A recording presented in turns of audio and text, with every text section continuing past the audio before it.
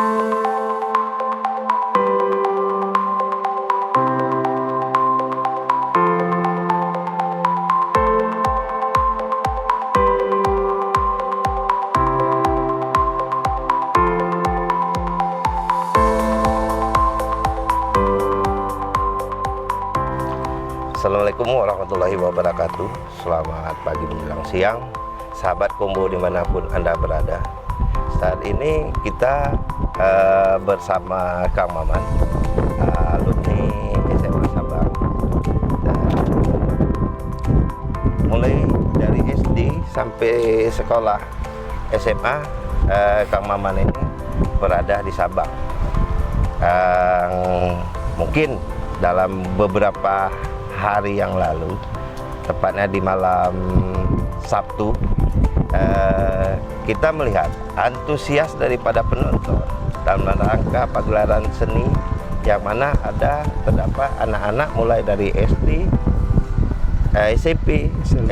SMP, LB, SMA itu mengadakan pagelaran seni angklung yang mana dibina oleh alumni dari SMA Sabang, yaitu Kang Maman, yang mana saat ini beliau pun sudah hijrah ke Pulau Jawa mengajar di sana. Namun walaupun dia sudah keluar, tetap kembali untuk memberikan motivasi kepada adik-adik kita, generasi penerus, untuk melaksanakan kegiatan seni di Kota Sabang. Jadi kita jumpai aja sama Kang Maman bagaimana motivasi dia selaku putra Sabang untuk memajukan kesenian di Kota Sabang. Kang Maman, apa yang memotivasi Kang Maman sehingga kembali ke Sabang ini untuk melakukan atau mendidik adik-adik dalam rangka seni? Ya, terima kasih saudara. Saya dari Jogja, sengaja datang ke Sabang. Saya putra Sabang, SD 1, SMP 1, SMA 1. Saya selama ini keliling Indonesia, pembinaan musik. Saya hampir lupa kota kelahiran saya di Sabang ini, sehingga saya terbuka hati saya, memotivasi saya untuk mengajar anak-anak Sabang. Anak-anak Sabang ini luar biasa potensi musiknya. Anak-anak kecil itu harus dibiasakan mereka belajar seni. Dengan belajar seni mereka belajar untuk disiplin, belajar untuk sabar, belajar untuk tekun, belajar untuk mau lebih giat lagi supaya mereka maju seninya. Sabang ini kota pariwisata, jadi harus kita buat maju dengan seninya. Dengan seninya maju, maka pariwisata bisa terangkat. Saya senang sekali lihat anak-anak di sini. Anak-anak di sini antusias sekali. SD, SMP, SMA mereka tepat waktu latihannya. Wah, ini aset bagi saya, menurut saya ini aset sangat besar. Anak-anak Sabang ini bisa dibangun, kita bina dari anak kecil. Dengan musik ini mereka tuh belajar untuk cerdas, belajar untuk berkarya, belajar untuk berkreatif. Saya selalu memberi motivasi pada mereka. Di samping saya mengajar anak-anak, saya juga mengajar guru-guru di sini selama semingguan. Belajar guru-guru, pembinaan guru-guru untuk mereka untuk meneruskan pelajaran angklung. Ya, saya dulu murid Sang Ujo, udah puluhan tahun yang lalu. Sehingga saya berkembang di Bandung, mengembangkan angklung. Dapat penghargaan banyak dari gubernur, dari wali kota di Bandung.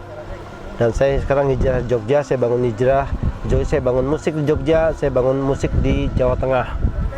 Ya, alhamdulillah apa yang saya kerjakan semuanya berhasil dengan baik.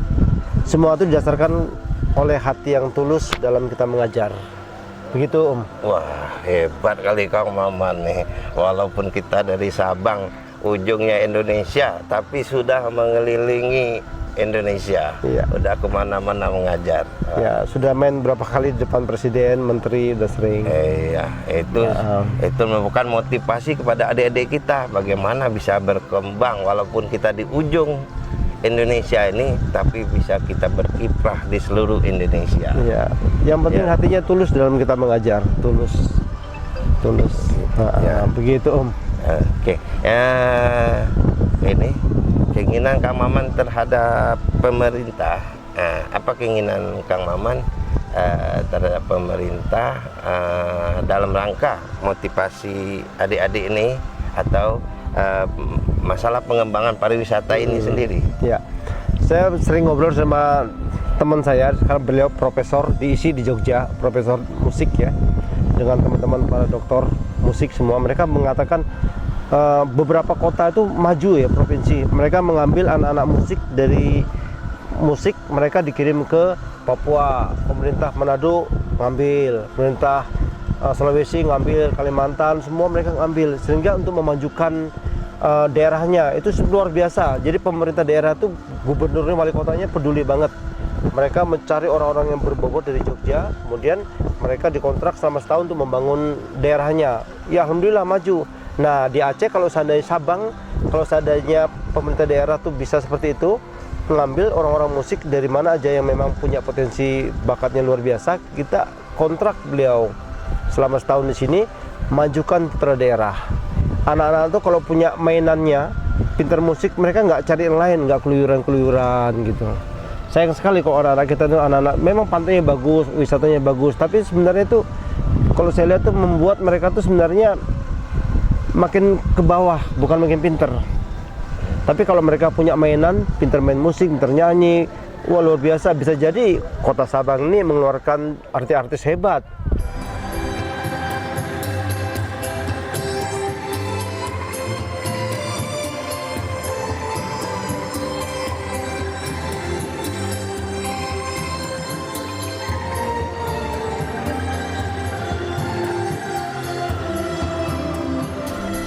Iya, begitu. Berarti kita harus memotivasi orang kita dulu, putra-putra daerah bagaimana bisa berbuat. Jadi pemerintah memperhatikan putra-putra daerahnya. Diambil, diadopsi, dibawa ke sini, membangun sini. Kita kontrak sama setahun orang tersebut membangun daerah Sabang. Ya, jadi nggak orang luar yang dipekerjakan di sini. Putra daerah. Sementara ya putra daerah sendiri yang ada potensi didudukkan. Saya melihat tuh anak-anak SD, SMP tuh naik motor, mereka nggak seperti nggak punya tujuan. Saya melihat di Jogja, di Bandung tuh anak-anak kecil sosial latihan musik, mereka latihan belajar. Musik itu membuat anak tuh cerdas, membuat anak pintar, membuat anak tuh makin disiplin, makin sabar gitu. Musik itu membawa jiwa kita tuh lebih halus.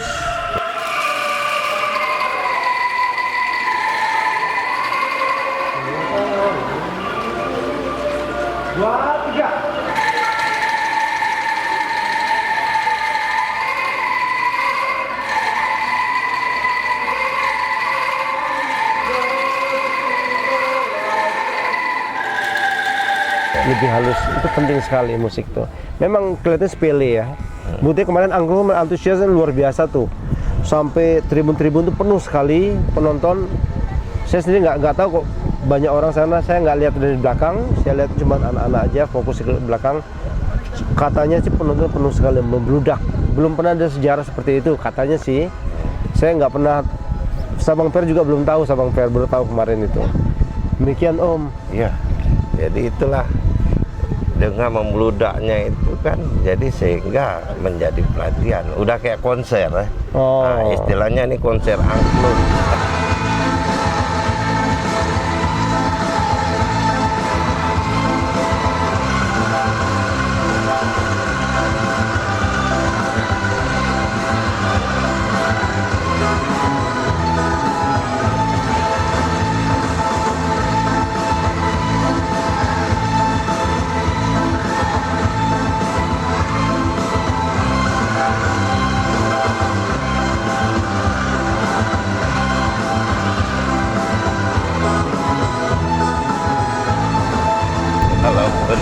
Kita latihan itu cuma 7 kali latihan loh. Waduh.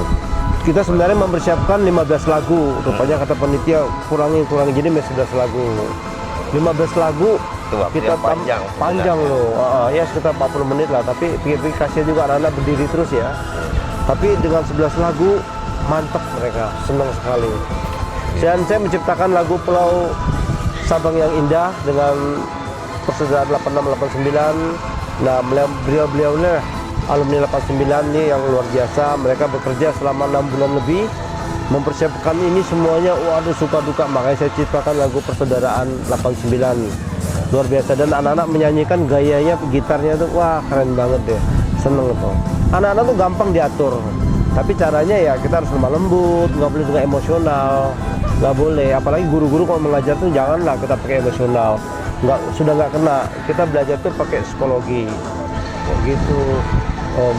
Jadi termotivasi anak-anak untuk bangkit ya. Iya, guru-guru juga banyak saya beritahu kalau ngajar tuh nggak boleh pakai cara emosional, nggak boleh marah, rugi sendiri, sakit. Iya. Anak tuh nggak suka sama kita, nggak suka sama pelajaran. Kita bilang, halo sayang, kamu hebat loh main musiknya, kamu hebat. Anak tuh benar-benar hebat. Ucapan itu suatu doa. Itulah Kang.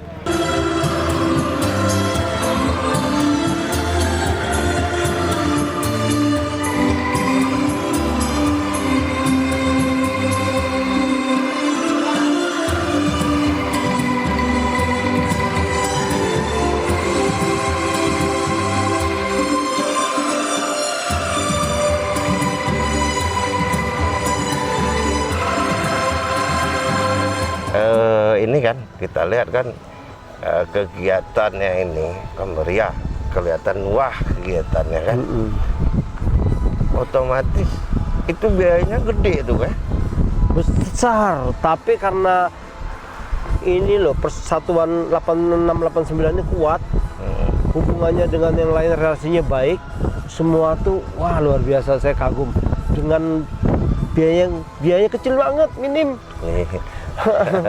Dan saya pun di sini ya nggak ditanggung apa-apa, tanggung sendiri saya bilang. Tapi panitianya luar biasa kuat, karena tujuan saya bukan uang, jauh itu. Tapi bagaimana anak itu hebat. Alhamdulillah, sahabat Kombo. Bagaimana katanya Kang Maman? Dengan minim anggaran, tapi mampu melakukan kegiatan yang wah sekali. Saya aja mempersiapkan musik untuk tampil di depan presiden itu 6 bulan. 6 bulan, ini 7 kali, tapi anak-anaknya hebat. Wih, ini kelihatannya perlu perhatian juga nih untuk pemerintah daerah nih. Ya, jadi kita harus peduli.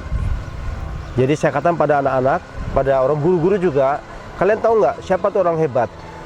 Mereka menjawab ini, gini, bukan. Orang hebat tuh ketika kita peduli dengan orang yang nggak mampu, orang yang nggak bisa, menjadi hebat, itu kita orang hebat. Orang hebat itu artinya orang yang tidak bisa melakukan, tapi kita bisa melakukan, itu orang hebat.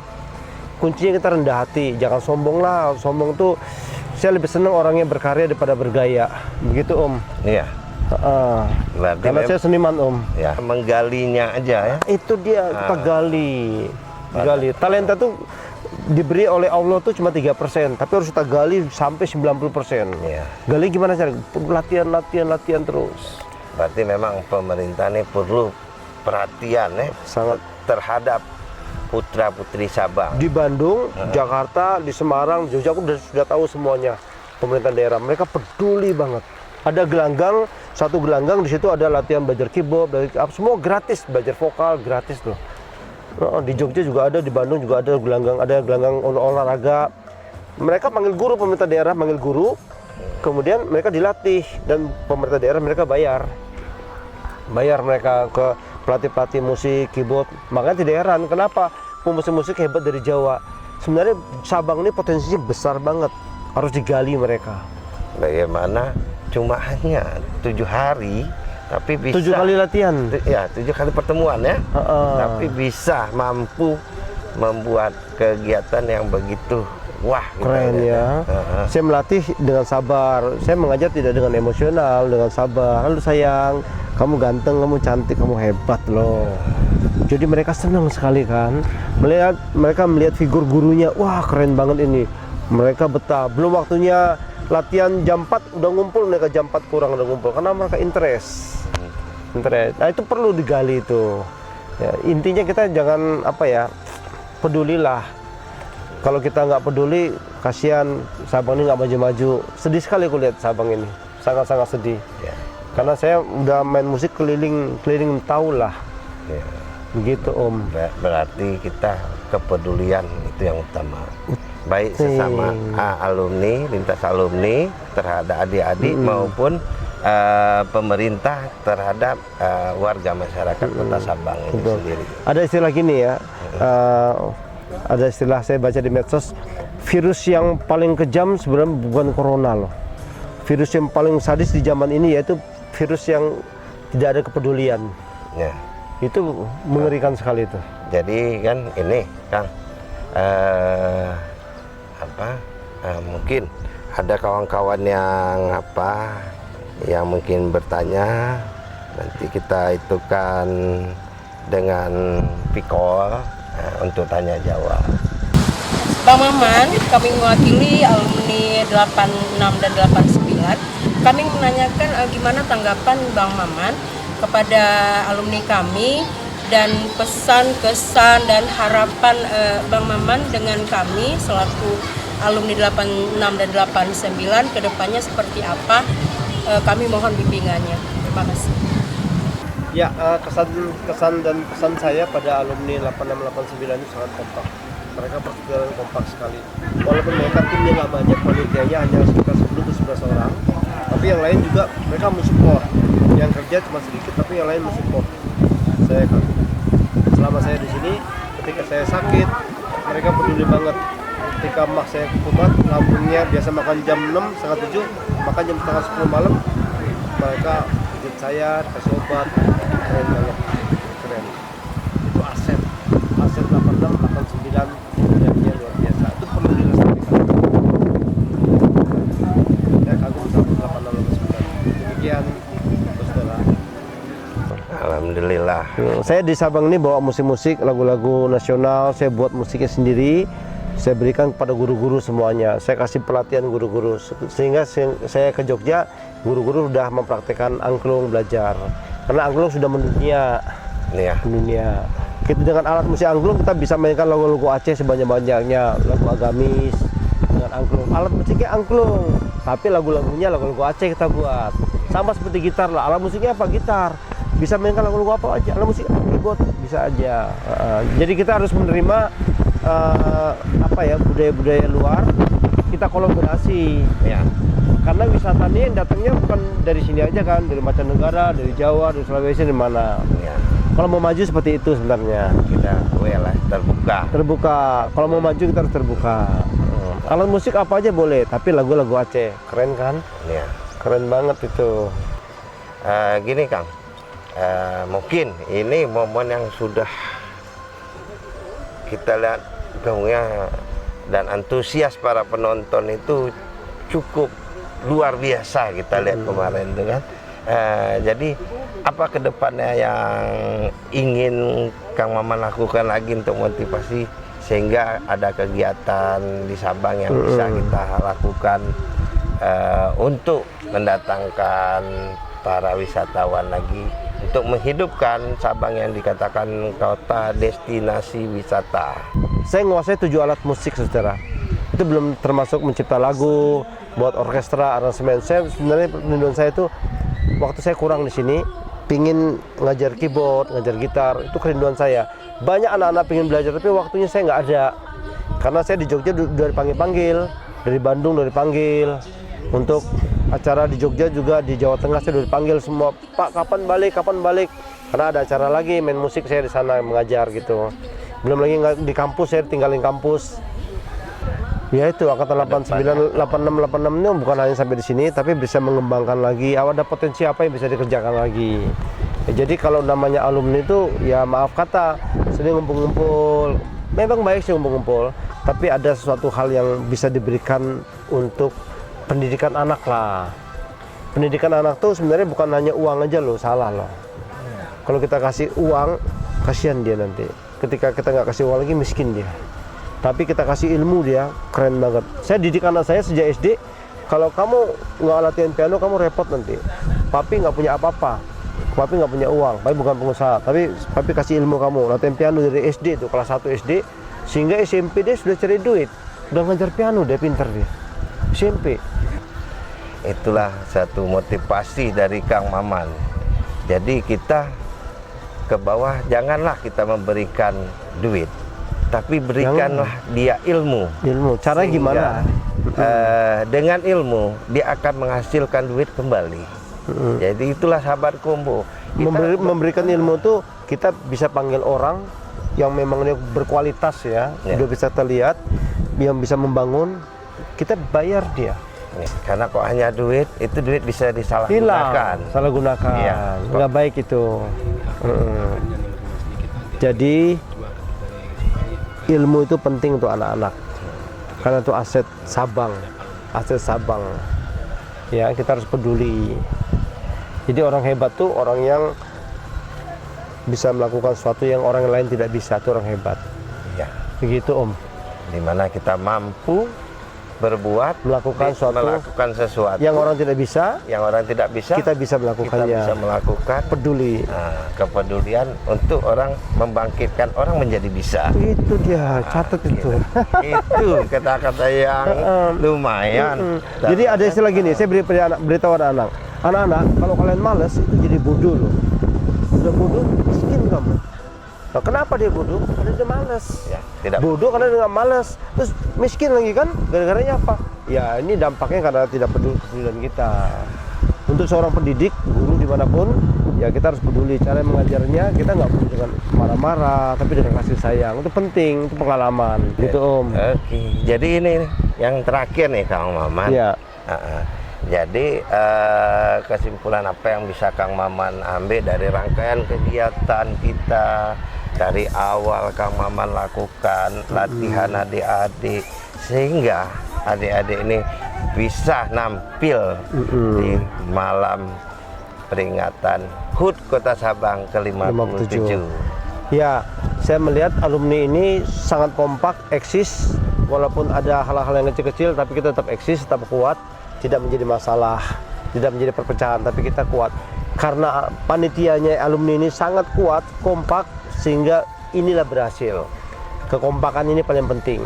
Kekompakan, siapapun jadi pemimpin kalau nggak kompak, bubar.